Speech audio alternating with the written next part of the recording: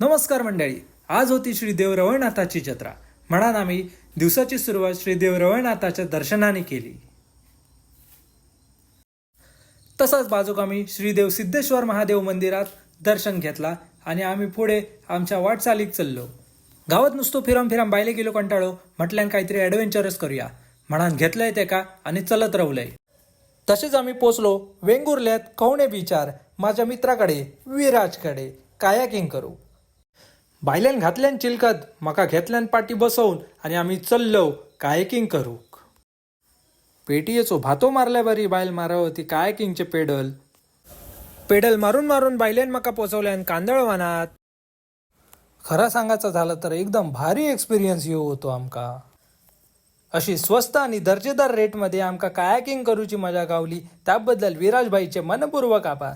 जर तुमका सुद्धा अशीच कायाकिंगची मजा घेऊची असाल तर लवकरात लवकर भेटा खवणे बीचार विराज कायाकडे. चला तर मग मंडळी येतो आम्ही.